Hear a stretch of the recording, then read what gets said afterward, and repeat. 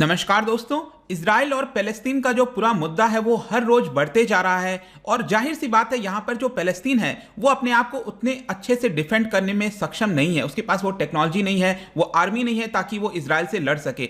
इसी को लेकर जो हमास है वो यहाँ पर पैलेस्तीन की तरफ से लड़ने की कोशिश कर रहा है और यहाँ पर रॉकेट्स वगैरह आपस में एक दूसरे पर लॉन्च किए जा रहे हैं। अब इन सारी चीजों को देखते हुए जो मुस्लिम मेजोरिटी कंट्रीज हैं, स्पेशली जो अरब देश हैं, वो एक साथ आ रहे हैं। यहां पर मैं स्पेशली बात करना चाहूंगा टर्की और पाकिस्तान के बारे में। आपको कई तरह की खबरें यहां पर मिलेंगी। Pakistan Turkey join hands to stop Israeli atrocities on Palestinians. यहां पर भी आप देख सकते हो Turkish president Pakistani premier discuss Palestine bilateral ties. तो यहां पर हम जानेंगे कि एग्जैक्टली टर्की और पाकिस्तान में क्या बातचीत हुई है। दोनों के बीच में एक फोन कॉल हुआ था, तो यहां पर किस प्रकार से वो एक तरह से डिफेंड कर सकते हैं जो पैलेस्तीन है, हमास है, और यहां पर आगे चलकर जो यूएस वगैरह है उसका इस समय क्या रुख है, उन सब के बारे में मैं आपको बताऊंगा। चलिए आगे बढ़ते हैं। मैं हूं अंकित अग्रवाल और अपडेट के लिए आप मुझे फॉलो कर सकते हैं इंस्टाग्राम, फेसबुक और ट्विटर पर। मेरे लेक्चर की हर पीडीएफ आपको फेसबुक पर तो मिलेगी ही, प्लस साथ में आप मेरा टेलीग्राम चैनल ज्वाइन कर सकते हैं by searching Ankit Agarwal official. और जैसा कि आपको पता है यूपीएससी के एग्जाम्स आ रहे हैं, अगर आप अपनी प्रिपरेशन कर रहे हो इस साल, अगले साल जब भी,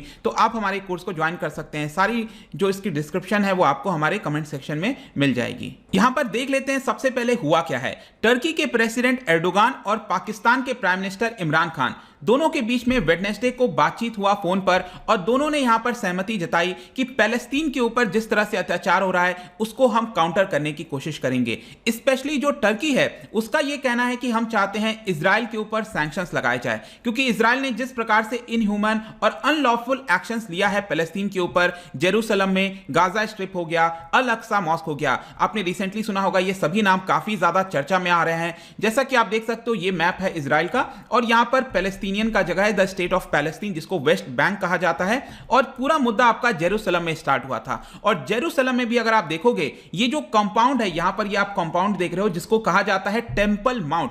जो जूइश लोग हैं इसको टेंपल माउंट कहते हैं इस पूरे कंपाउंड को, और जो मुस्लिम्स हैं वो इसको अल हराम अल शरीफ कहते हैं। तो यहां पर सभी लोगों के धर्म के, चाहे क्रिश्चियनिटी हो, जुडाइज्म हो या फिर इस्लामिज्म हो, सभी धर्म के आपको कुछ ना कुछ इसके अंदर प्रतीक मिलेंगे, और इसी की वजह से अक्सर कॉन्फ्लिक्ट देखने को मिलता है। तो यहां पर जिस प्रकार से इजरायली फोर्सेस अल अक्सा मॉस्क पर आ गई थी और यहां पर लोगों को हटाया जा रहा था, आसपास का जो नेबरहुड है वहां से हटाने की कोशिश की जा रही थी। अब इसको लेकर जो पैलेस्टीनियंस हैं इस बार काफी ज्यादा गुस्सा हो गए थे, और इसीलिए आप कह सकते हो कि ये जो पूरा मुद्दा है और ज्यादा उड़ गया है। सिर्फ वहीं पर नहीं, इसके अलावा गाजा में क्या हुआ कि जो हमास है वो यहां पर अटैक करने लगा, जिसकी वजह से इजराइल ने यहां पर रिटेलिएट करना स्टार्ट कर दिया। तो जो टर्की है अब वो ये कह रहा है कि यहां पर पैलेस्टीनियंस, हमारे भाई लोगों के ऊपर अत्याचार किया गया है, इसके लिए हम सैंक्शंस लगाना चाहते हैं उनके ऊपर। इनफैक्ट मैं आपको बता दूं, एर्डोगान ने इमरान खान को यह बोला है कि हमारे लिए बहुत ज्यादा जरूरी है कि इजराइल को एक पावरफुल लेसन सिखाया जाए, एक सीख सिखाई जाए, ताकि वो आगे से इस तरह की चीजें ना करें। लेकिन यहां पर एक सबसे बड़ा प्रश्न आता है कि टर्की और पाकिस्तान मिलकर क्या कर सकते हैं, मतलब कि क्या वो फोर्सेस भेज देंगे वहां पर। देखिए अभी तक तो इस तरह की कोई चर्चा नहीं आई है कि फोर्सेस उनके द्वारा भेजा जाएगा। आई थिंक 2-3 दिन पहले कुछ ट्विटर वगैरह पर चीजें चल रही थी कि टर्की जो है वो फोर्सेस भेज सकता है ऐसा, लेकिन अभी तक ऑफिशियल तरीके से फोर्सेस की बात नहीं हुई है। तो कौन से कैपेसिटी में यहां पर टर्की और पाकिस्तान जो पैलेस्तीन है उसकी मदद कर सकते हैं। देखिए सबसे पहले तो दोनों लीडर्स के द्वारा बोला गया है कि यूनाइटेड नेशंस के अंदर हमें आवाज रेज करनी होगी। लेकिन मैं आपको बता दूं, यूनाइटेड नेशंस को लेकर मैंने आज सुबह ये वीडियो बनाया था और आपको बताया था कि किस तरह से जो यूनाइटेड नेशन है वो एक प्रकार से फेल हो गया है। कोई भी एफर्ट उनके द्वारा किया गया है पिछले 70 वर्ष में, वो अभी तक उतना ज्यादा कारगर साबित नहीं हुआ है। बट स्टिल दोनों लीडर्स का कहना है कि यूनाइटेड नेशंस के अंदर हम काम करते रहेंगे ताकि यहां पर जो अटैक्स हैं उसको किसी प्रकार से रोका जा सके। इसके अलावा दोनों लीडर्स ने सहमति जताई है कि जो फॉरेन मिनिस्टर हैं दोनों देशों के, वो आपस में बातचीत करेंगे और अलग अलग देशों को यहां पर एक साथ इकट्ठा करने की कोशिश करेंगे। मतलब कि जो दोनों फॉरेन मिनिस्टर्स हैं, फॉरेन मिनिस्ट्री का क्या काम होता है कि सभी देशों को एक साथ लेकर चलना, तो अलग अलग देशों के साथ बातचीत की जाएगी और यहां पर सपोर्ट जुटाने की कोशिश की जाएगी पैलेस्टीन के मुद्दे को लेकर। एक तो ये हो गया। फिर यहां पर एक और चीज बात कही जा रही है, वो है आपका OIC, organisation of Islamic cooperation. अब ये अगर आप देखोगे तो यहां पर क्या होता है कि जो मुस्लिम मेजॉरिटी देश हैं उनका एक प्रकार से समूह है, और इसके बारे में आप यहां पर देख भी सकते हो, पहले इसका नाम होता था ऑर्गेनाइजेशन ऑफ इस्लामिक कॉन्फ्रेंस, अभी इसका नाम है ऑर्गेनाइजेशन ऑफ इस्लामिक कोऑपरेशन। इसको बनाया गया था 1969 में, जैसा कि आप देख सकते हैं। और इसका मोटो भी अगर आप देखेंगे यहां पर क्लियरली लिखा हुआ है, to safeguard the interest and ensure the progress and wellbeing of Muslims. तो बेसिकली यहां पर जो मुस्लिम मेजॉरिटी देश हैं उनके इंटरेस्ट को सेफगार्ड किया जा सके, इसके लिए ये पूरा जो कोऑपरेशन है, ये ऑर्गेनाइजेशन को बनाया गया था। और इसके अंदर पॉपुलेशन वगैरह कितनी है टोटल आप यहां पर देख सकते हो। लेकिन इसकी मेंबरशिप अगर आप देखेंगे, ज्यादातर आपको जो अफ्रीकन देश हो गया, जो अरब देश हो गए, स्पेशली मिडिल ईस्ट हो गया, यहां पर सऊदी अरब से लेकर, और जो साउथ ईस्ट एशिया है, इंडोनेशिया, मलेशिया, ये सारे देश आपको देखने को यहां पर मिलेंगे। और इनका यही मेन मकसद होता है कि यहां पर कलेक्टिव वॉइस जुटाई जाए मुस्लिम पूरे जो समूह है उनकी। और यह भी आपको याद रखना है कि यूएन के बाद यह दूसरा सबसे बड़ा समूह है। तो जो टर्की के फॉरेन मिनिस्टर हैं और इन सब के आपस में बातचीत की गई है पाकिस्तान के फॉरेन मिनिस्टर के साथ, और पाकिस्तान के फॉरेन मिनिस्टर शाह महमूद कुरैशी, उन्होंने यहां पर मीडिया में यह बात कही कि मैंने बातचीत कर ली है टर्की के फॉरेन मिनिस्टर के साथ, और पाकिस्तान फुल्ली सपोर्ट कर रहा है कि जो ऑर्गेनाइजेशन ऑफ इस्लामिक कोऑपरेशन है उसकी एक इमरजेंसी मीटिंग बुलाई जाए। मतलब ये जितने भी देश हैं आपके, उन सब का एक इमरजेंसी मीटिंग हो, और पैलेस्टीन को लेकर क्या करना है, किस तरह आगे बढ़ना है, इसको लेकर एक फाइनल डिसीजन लिया जाए। क्योंकि जिस प्रकार से, अगेन उनका भी यही कहना था कि यहां पर पैलेस्टीनियंस के साथ जिस तरह से अत्याचार किया गया है वो सही नहीं है, हम इसको किसी प्रकार से नहीं सहेंगे। इसके अलावा यहां पर आपको एक और चीज समझना होगा कि टर्की के अंदर हो गया, इवन पाकिस्तान के अंदर भी कई खबर आ रही थी पंजाब प्रोविंस के अंदर कि यहां पर प्रोटेस्ट देखने को मिल रहे हैं इजराइल के खिलाफ। और सबसे ज्यादा प्रोटेस्ट आपको टर्की के अंदर देखने को मिलेंगे। जो टर्की के लोग हैं वो अगर आप देखोगे तो वहां की कैपिटल है आपकी अंकारा,